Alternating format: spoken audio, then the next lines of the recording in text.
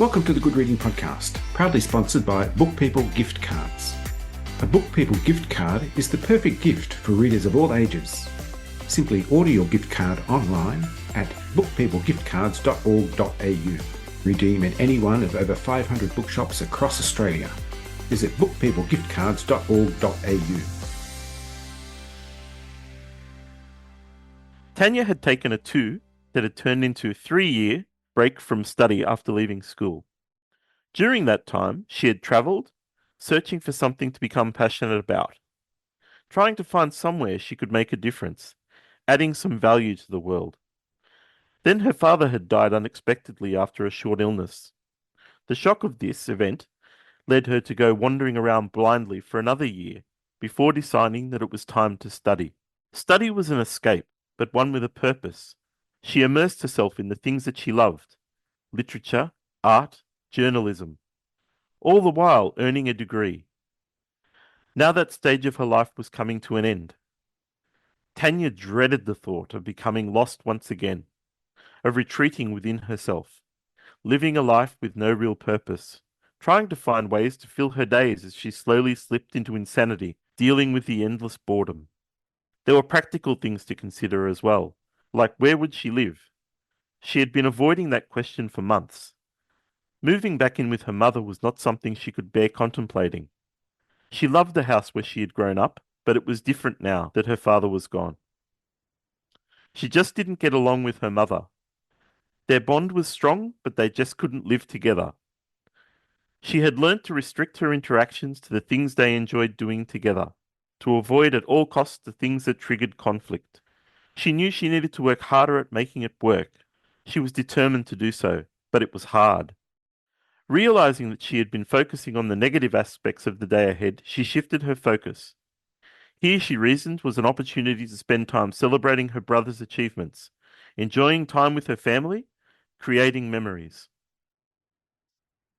Since childhood, Justin Fox aspired to be an author, but life took him in a different direction and he built a successful career as an analyst.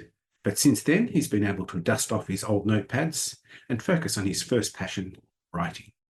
Today, I'm talking to Justin Fox about his debut novel, Quietly Waiting. Justin, welcome to the Good Reading Podcast. Thanks, Greg. Thanks for having me. First novels always follow an interesting pathway to completion. When was the seed for Quietly Waiting planted and how has it been nurtured? Many years ago, I first conceived it as a film, as a screenplay, and it started off as one story, which was the story about Han, the Vietnamese woman who would wait at the end of her village every evening.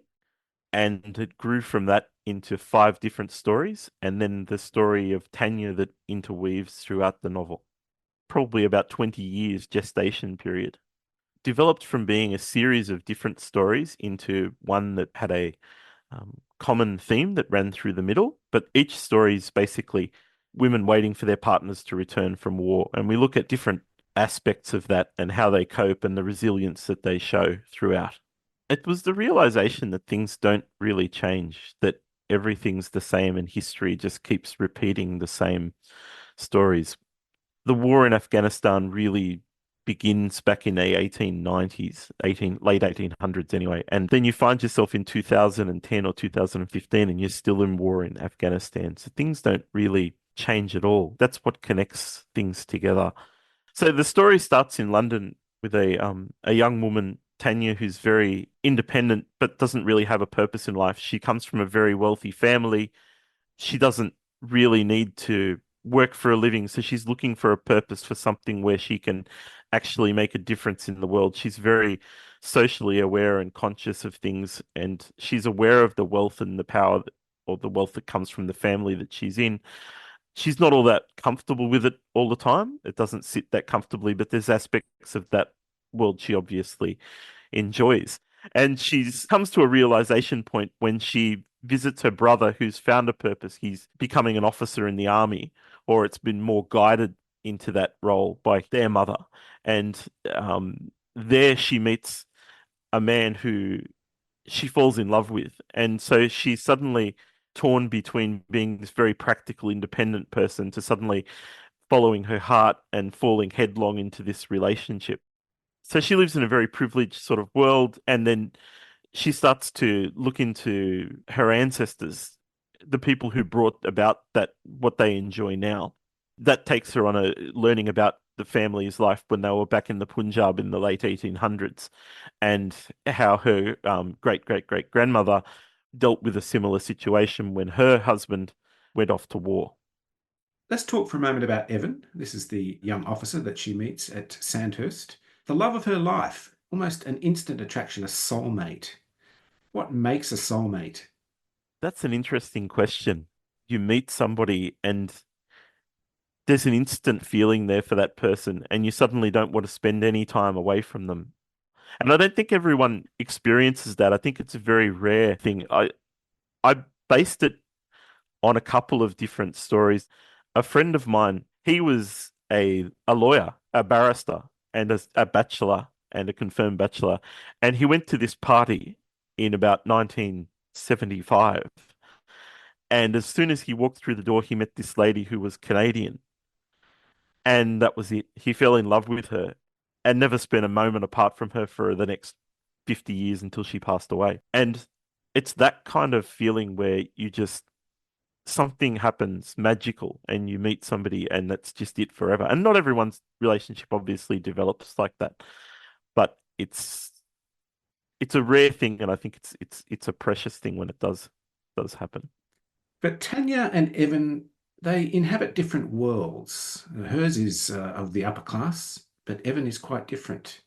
Their worlds are very different. He comes from a more sort of working middle class background. His father is a detective and he's looking to follow in a similar path. And he sees that spending a few years in the army is that path towards joining the police and becoming a detective. They're working middle class level family, whereas Tanya is someone who's grown up surrounded by servants and great opulence and money and having what you want when you want it.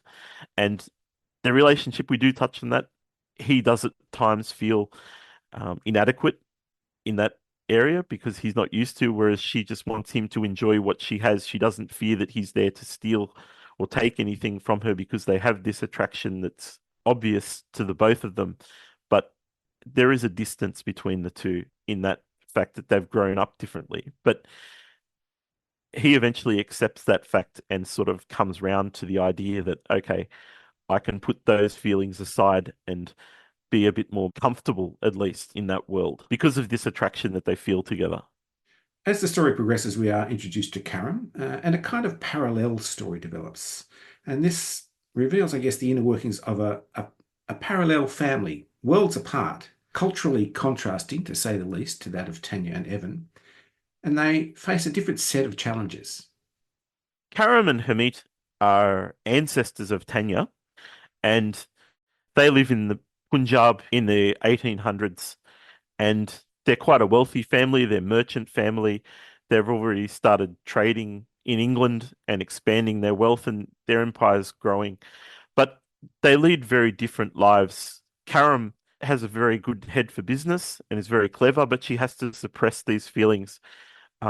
She's in an arranged marriage to Hamid, who she thinks loves her and is the love of her life, but that's not really true. It's an arranged marriage that he's not particularly happy in that she is.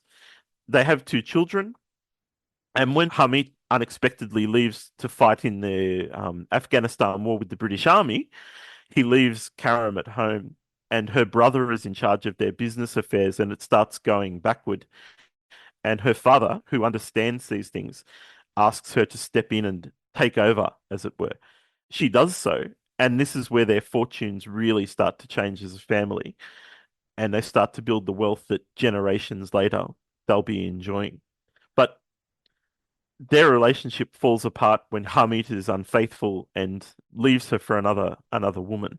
This is the catalyst for her fleeing India and moving to England and then growing their wealth more, but always playing a more subservient in the background role. One of the reasons she goes to England is because it's during Queen Victoria's reign, and she thinks, well, if there's a woman in charge of a country and an empire, then obviously conditions will be better. And the common factor between these two women and these two families is, of course, Afghanistan. There was a war in Afghanistan then, and there's a war in Afghanistan in the modern day. And Evan is assigned to go to Afghanistan, whereas Hamid went voluntarily. Um, Evan, who is now questioning his decision to be a soldier, feels duty bound to go and does indeed go and serve in Afghanistan. Quietly Waiting. It's also about different experiences of war through the eyes of different women. And it's very much about the anxiety of separation, which both of these women are experiencing. And it's the pointlessness. Why do men go to war? Why do they abandon their families? Obviously, people feel duty bound to do things, but why would you give up your family and your wife and everyone and head off to war? What are the reasons behind that? And it's the waiting. The whole concept of the story was built around this incredible anxiety that you suffer while waiting for someone to return or not knowing. It's the not knowing factor. Is the person alive? Are they dead? You're losing that connection with them. When I wrote the original story about Han, the Vietnamese lady who's waiting for her husband to come back, she goes at the end of every day to the edge of the village and she looks out for her husband to return. And she's just quietly waiting there for him to come back. One of the things at the time, I remember thinking, well, her mother was probably waiting and her grandmother was probably waiting with her because that the war in Vietnam went for so long, 20 or 30 years. And so you've suddenly got three generations who are waiting for people to return that never will come back. And that's how they all of these seven different tales all intertwine with women waiting for their partners to return. Relationships are at the center of this story, and it is a love story and a multi-dimensional one at that. What is it about that aspect of human relations that compels you to write?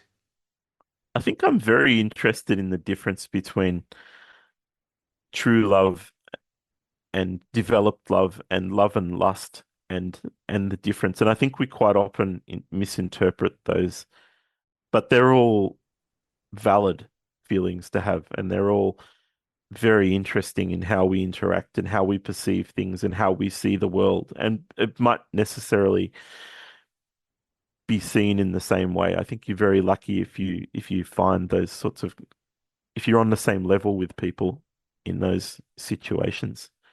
And I just felt very compelled as the story evolved to record it in a realistic fashion, in a way that really portrayed the characters and what they were feeling at the time. And it's also a story about connections, and connections, of course, across time, across different places, and across history, from Victorian England to the 21st century. What led you to connect that time frame across history? It's interesting to me to consider how little things have changed at a basic level from human interactions, feelings, and emotions. Although how we display those has probably become more open and free as time passes, they still are the same and still there's not a great deal of difference. There hasn't been as much progress with emotions and how we deal with those things as there has been with, say, the development of flight and computers and things like that. And it interests me that such an important part of human experience hasn't evolved and that things aren't that different to what they were 100 or 200 years ago. And it's how we deal with different tragedies in our lives as well. How we cope with, things like death and unexpected death especially and changes in circumstance and the loss of children is there as well and partners and how we cope with that, how we rationalize and move forward and keep going around being resilient and quietly waiting, putting deep reflection into that time and because they're beyond your control, is what I'm trying to say. You're quietly waiting because there's nothing else you can do. There's nothing you can physically do. There's nothing else you can do. You just have to quietly wait for that situation to evolve and see what happens next. Justin Fox, thanks so much for joining me on the Good Reading Podcast. Thanks for having me. It's been a pleasure. I've been talking to Justin Fox about his debut novel, Quietly Waiting. It's published by Newfound Books, and you can find it at goodreadingmagazine.com.au and justinfoxauthor.com. This Good Reading Podcast was brought to you by Book People Gift Cards. Share the joy of reading with a Book People gift card. To find out more, visit bookpeoplegiftcards.org.au.